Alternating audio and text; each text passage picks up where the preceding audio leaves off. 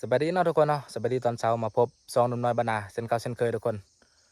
บรรยากาศอยู่สวนคือเก่าเนาะทุกคนอยู่กับวิถีชีวิตคนบ้านเฮาทุกคนมาอยู่กับท้องไร่ท้องนาคือเก่าเนาะมาอยู่บอนที่เฮาปลูกแตงกวานะเนาะทุกคนเนาะเป็นสวนแตงกวาเนาะหรือว่าเป็นนาเนาะเฮาเอามาปลูก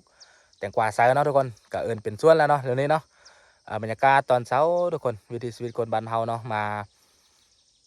เรียบสวนเนาะทุกคนตื่นเช้ามาก็ได้มาบางคนอาจจะเลี้ยงเป็น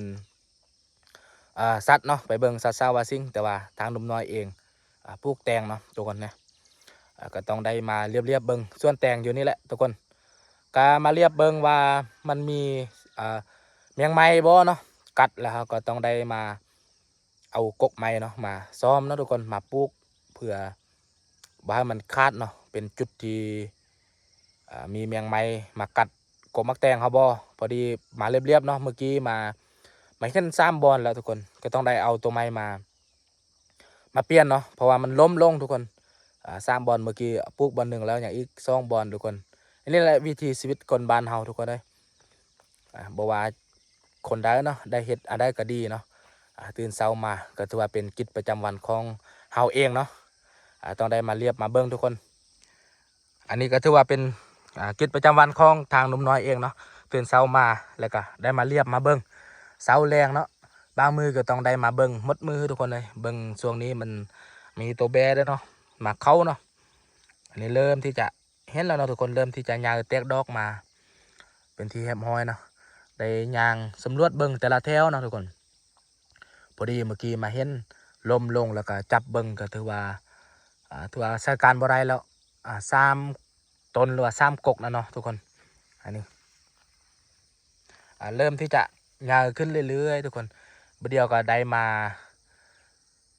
ขึ้นห่างแล้วเนาะปักหลักปะไว้ก่อนหลังจากขึ้นห่างไว้อีกประมาณ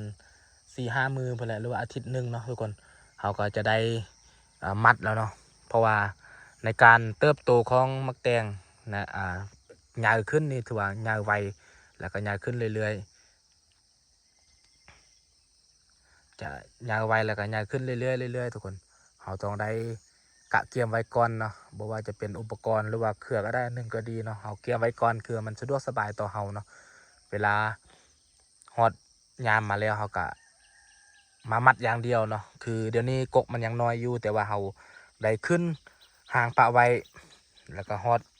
พอที่จะมัดได้เราก็เริ่มมามัดเลยมันจะถ้าเราเฮ็ดพร้อมกันนี่คนเฮาบ่พอเนาะเฮาเฮ็ดอาจจะซาคือตื่นเช้ามาหนุ่มน้อยจะมาเรียบแต่ละแถวแบบนี้ทุกคนเพราะว่ามันจะมีแมงไม้หรือว่ากกมันหักเนาะตัวได้แล้วก็มันตายเด้เนาะเขาก็ต้องได้เปลี่ยนเมื่อกี้มาเรียบเบิ่งเนาะล็อกนี่มี3 กกเมื่อกี้ทุกคนแล้วปลูกไปกกหนึ่งแล้วอย่างอีก2 กกเนาะยังบ่ทันปลูกเถอะนี่อยู่นี่เนาะแต่ว่ากกมันยาวทุกคนนี่อยู่นี่เมื่อกี้ตายตัวนี้แหละมันล้มทุกคนนี่แต่ว่างามเลยทุกคนเริ่มแตกดอกมาแล้วนี่เริ่มแตกใบมาแล้วนี่ปกติมันจะมี2 ใบทางเบื้องนี้แล้วใบตัวนี้เนาะเริ่มงามแตกขึ้นมาแต่ว่าอยู่บนนี้เนาะบนนี้มันเน่าทุกคนนี่เน่าแล้วล้มลงเลยนี่จับเบิ่งจะอ่อนๆเนาะบนนี้นี่เสียดายเนาะกำลังงามนี่แตกดอกออกมาแล้วก็คือแบบนี้แหละ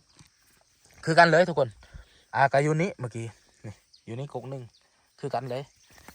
แตกดอกออกมาแล้วงามแล้วแต่ว่ามีปัญหาเนาะนี่คือกันเลยนี่อยู่นี่จะอ่อนเลยล้มลงเลยนี่แล้วก็มีกกนี้เมื่อกี้ปลูกแทนแล้วก็แบบนี้แล้วตื่นเช้ามาได้มาเรียบแต่ละแถวถ้าเว้าเรื่องการยาวการงามนี่ทางหนุ่มน้อยว่าล็อกนี้ล็อกยาวนี้เนาะตัวนี้จะงามเนาะนี่เขาสังเกตเบิ่งตัวนี้ยาวๆจะงามดีตื่นเช้ามาคือหนุ่มน้อยมาเนาะมาเรียบแต่ละล็อกแบบนี้แหละเพราะว่าบางล็อกนี้มีแมงไม้เนาะแมงไม้เป็นสิ่งที่สำคัญที่สุดในการเขาเฮ็ดสวนเขาปลูกพวกพืชแบบนี้เนาะแมงไม้นี่กัดถือว่าคือกมักแตงนี่แมงไม้กัดนี่ตายเลยมันจะตายเลยมันจะบ่งามเนาะบางกกนี่บ่ตายแต่ว่ามันจะบ่งามมันจะอยู่แบบเก่าเลยทุกคนอันนี้เริ่มแตกขึ้นมาเรื่อยๆเริ่มงามเนาะใบนะเรียบเบิ่งแต่ละแถวแบบนี้เลยทุกคน เฮายืนแบบนี้เลยเนาะเฮาไปแต่ละแถวเนาะเฮาเบิ่งว่าตัวได้มีปัญหาแล้วก็มันเรื่องบ่มันตายบ่มีแมงไม้กัดบ่นี่เนาะเฮาเบิ่งว่าสมควรที่จะเอาตัวใหม่มาทดแทนมาปลูกแทนนะเฮาก็เอาตัวใหม่มาบางอันนี่ก็ยังใส่การได้อยู่เนาะเฮาก็ปะไว้ก่อนเพราะว่าเฮามาเรียบทุกมือแบบนี้ทุกคนคือหนุ่มน้อยจะมาเฮ็ดแบบนี้ทุกมือก็ถือว่าเป็นอาชีพของเฮาแล้วก็เป็นกิจประจำวันของเฮาเนาะเฮาต้องได้มาสำรวจกวดกาเบิ่งแต่ละมือว่ามันเป็นอะไรเนาะคือแบบนี้เนาะง่ายๆทุกคนเขาก็เรียบมาแบบนี้เรื่อยๆแบบนี้มันจะมีแมงไม้นี่แหละสิ่งที่สำคัญที่สุดในการ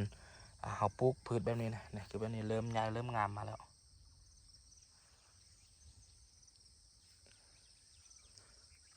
มาเรียบเบิ่งแต่ละอันเป็นวิถีชีวิตเนาะทุกคนอย่าลืมเด้อทุกคนเด้อกดติดตามเนาะเพื่อเราจะบ่พลาดหนุ่มน้อยจะอัปเดตแต่ละมือว่าเป็นแนวได้เนาะวิธีในการปลูกมักแตงเนาะตั้งแต่เริ่มนั่นแหละจนได้มากได้พ้นพุ่นแหละว่าแต่มารุ่นนำกันว่ามันจะงามบ่ถ้างามนี่มากจะใหญ่ดีแล้วก็เป็นไร่เนาะทุกคนเป็นคือแบบนี้เริ่มที่จะใหญ่ขึ้นมาแล้วฝากทุกคนเด้อไปกดไลค์กดแชร์กด subscribe หรือว่ากดติดตามเนาะเพื่อทุกคนจะบ่พลาดคลิปใหม่ๆพบกันคลิปหน้า